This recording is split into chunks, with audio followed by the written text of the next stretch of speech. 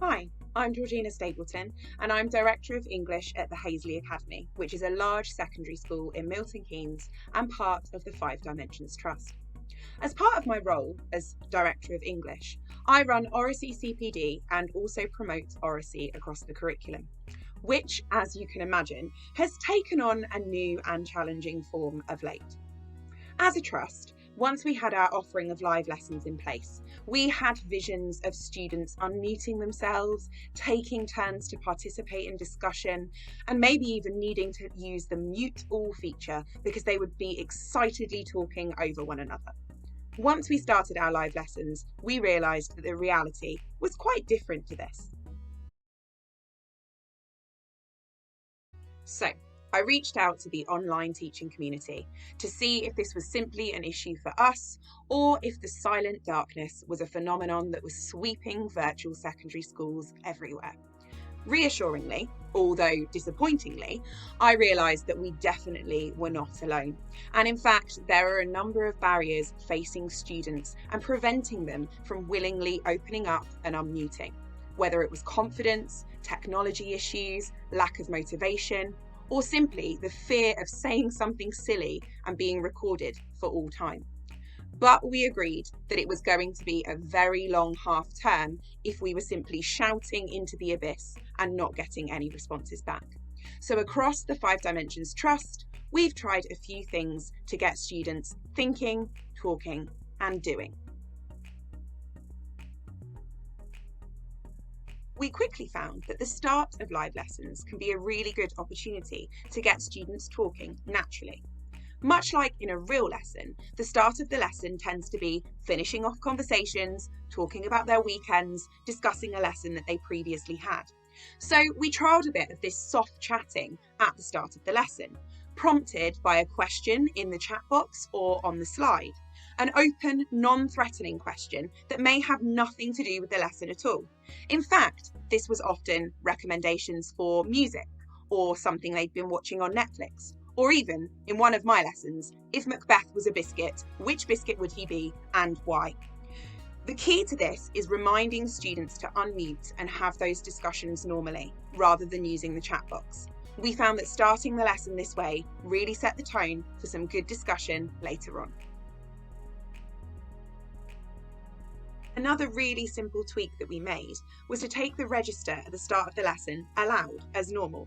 This way, students knew that you were about to call upon them and could unmute themselves ready to answer good morning or yes. We found that this was a much less threatening way than getting students to unmute themselves and give an unprepared answer. And it reminded them from the start of the lesson that they could actually talk to us.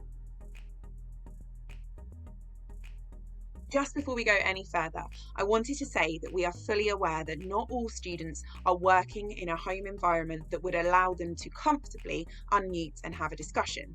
Likewise, we appreciate that not all students have the technology to allow them to do so. We've always kept the chat box feature open for this exact reason, and we've tried to encourage discussion rather than insisting upon it.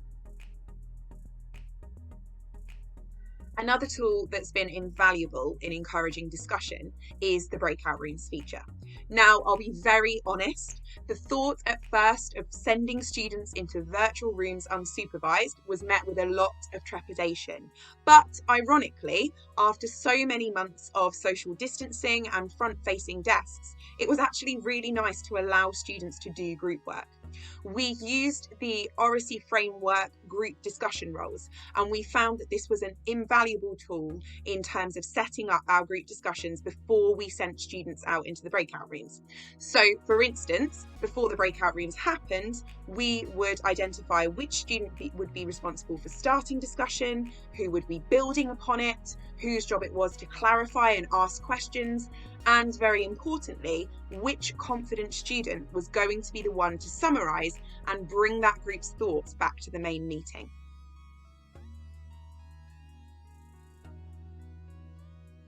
Obviously, with breakout rooms, there are some safeguarding considerations, so we had to make sure that a teacher or teaching assistant went into the breakout rooms to set up the recording before the discussion happened.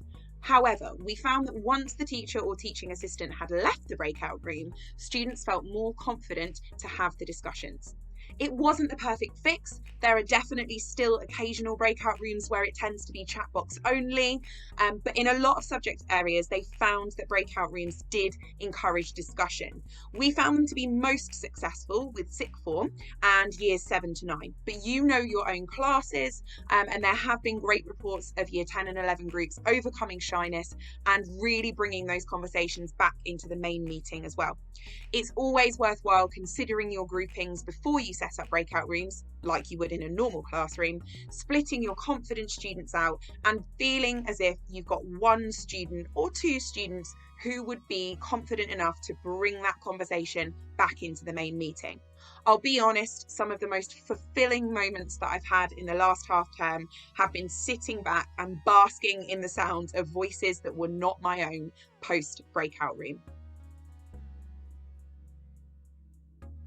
Another thing that we found we could do to support and promote oracy outside of live lessons was to amend the way in which students were submitting work. So rather than worksheets or essays, we've asked students to submit their notes or ideas in the form of a voice note, recording over a PowerPoint presentation, or even a podcast style recording with pairs or groups. We found that students responded really well to this because it meant that they had opportunities to practice and rehearse before submitting their final piece. We've had some great examples of students recording their own online meetings, discussing a particular topic, poem, or extract, and they did that in an informal way, which allowed for a conversational but professional tone. Other students have found recording themselves over PowerPoints has been a really useful revision tool. They can play it back when they need to, and in an ideal scenario, they could even share it with their friends. We also really love the voice note feature on OneNote. This particular function allows students and teachers to record voice notes to ask questions and give feedback. It's quicker for a start, but it also gets students thinking about exactly what they want to say before they leave a message for their teacher.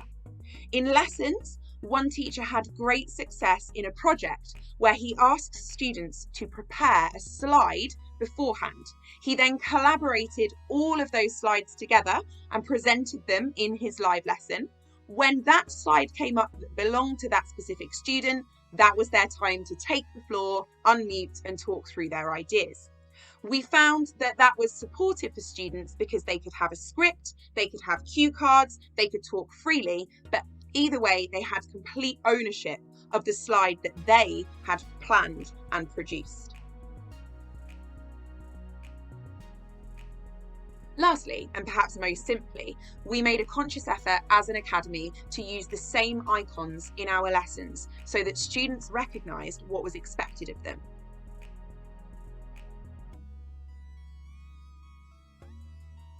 By using these 3 clear, simple icons, it was a really good reminder for students what was expected of them, whether unmuting was welcomed, whether we'd prefer discussion in the chat box, or whether they were just meant to be listening and making notes. We found that this worked really well, particularly with year 7 and 8. Although, of course, we still come up against quiet lessons or reluctant classes, we've found that these few tweaks to our teaching practice have made a difference in terms of getting students talking, thinking, and doing. I hope these few ideas have been helpful, either to spark your own ideas for your own live lessons, or just to reassure you that we're all in a very similar place and we're approaching things in similar ways. Thanks for listening.